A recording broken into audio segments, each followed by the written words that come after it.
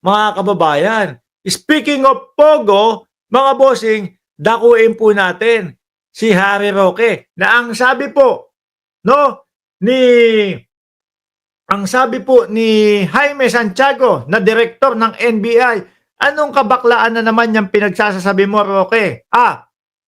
Anong kabalbalan? Anong kabalbalan na naman ang pinagsasasabi mo, Roque?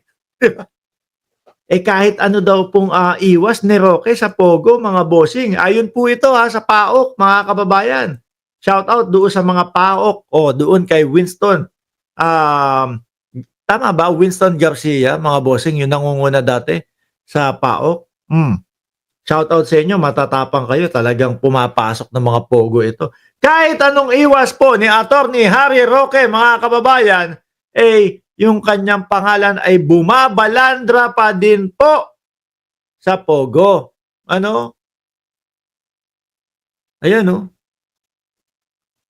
Basahin nyo po, no? Pero babasahin ko para sa inyo. Harry Roque's name keeps cropping up in Pogo's documents, testimonies, PAOK.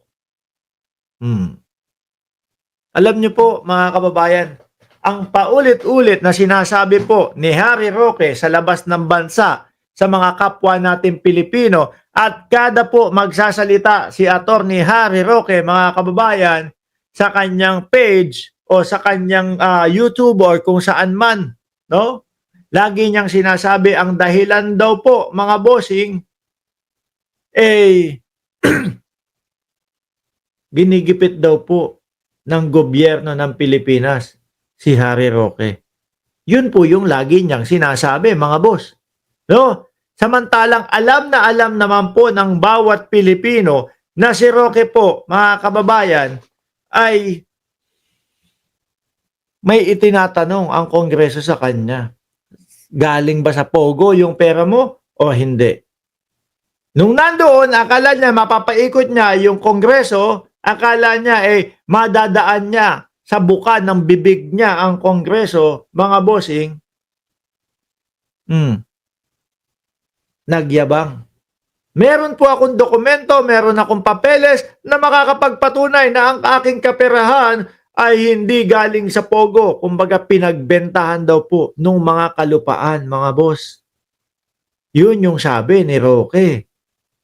Pero nung dadali na po yung kanyang papeles, dokumento na ipinagmamalaki, hindi na po nagpakita. Nagtago na ho, mga kababayan.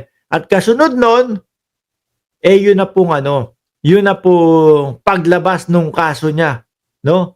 Sa human trafficking. Sabi ni kabayan ko, kapatid ko, nakabenta daw ng lupa. Oo. Ako, kung ako yun, ano naman pakialam ko? Ito, dokumento, ito yung napagbentahan namin. Di tapos, labas na ako. Huwag nyo na akong pag-isipan ng kung ano-ano, ha. Pribadong buhay na ako. Huwag nyo na ako idawit dyan. Ayan, napatunayan ko sa inyo na ang pera ko hindi galing sa Pogo. Kaso, hindi maputol-putol. Nandoon yung merong mga papeles at dokumento sila ni A.R. de la Serna na nandoon po sa loob mismo ng Pogo. Di ba? Nandoon din po yung mga bank accounts nila. Nakita pa nga yata doon din yung ganun parang magjowa, no? Yung joint accounts ni A.R. de la Serna at ni Roque. At yung huli po, mga kababayan, yung wanted na Chinese doon mismo sa loob ng bahay ni Roque. Sinasabi niya, pilit niyang sinasabi, hindi po sa akin nakapangalan ang bahay na yan. Okay, hindi nakapangalan. Sa PH2 nakapangalan, pero ang incorporators po o yung mga nangangalaga, nangangasiwa, nagpapatakbo, pamilya Roque din po. Hindi, Biancham, kasama yung anak di ba? Yan, lahat. At ito pa nga po, ang balita ng PAOK, bumabalandra daw ho kahit saan, mga kababayan.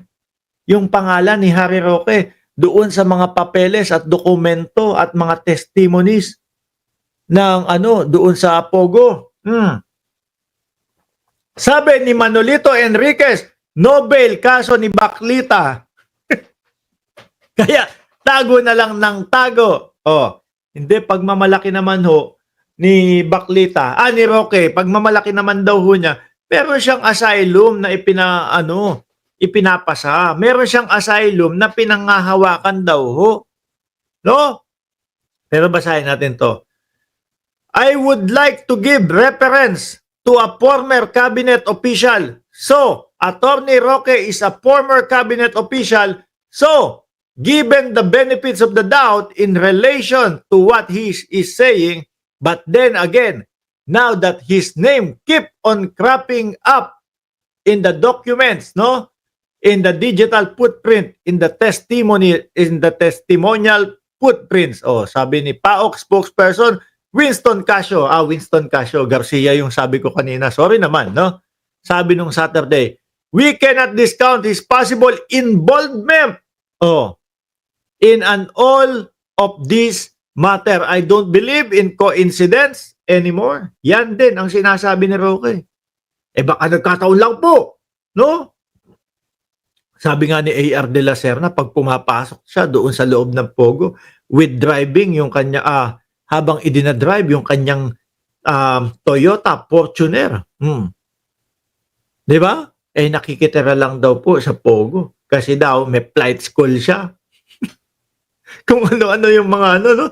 Kung ano-anong mga palusuto ang ginagawa nila, mga kababayan. Pero, hindi uubra no? Hindi uubra. At ito pong si Roque, mga bossing, pag oras na po, yung kanyang asylum na hinihiling, ay talagang yun, wala na.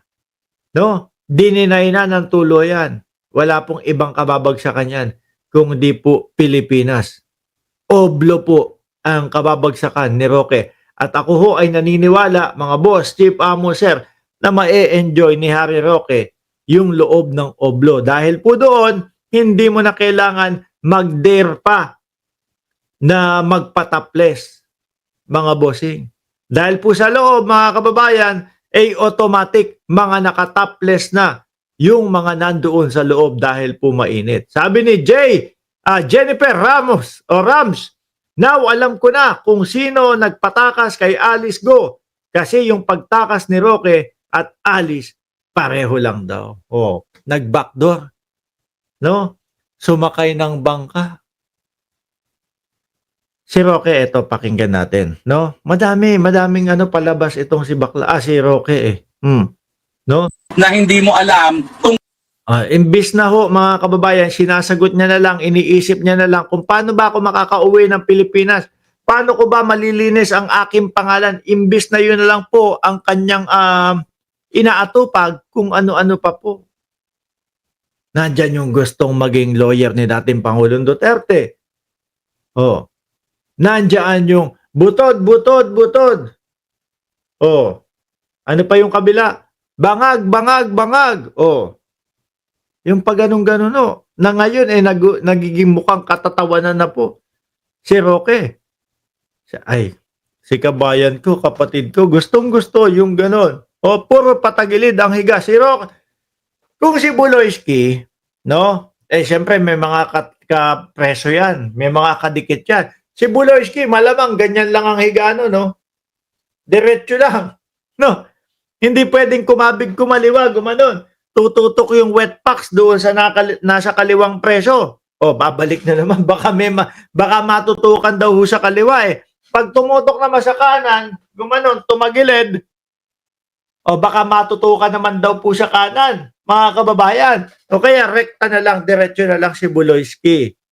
Ano?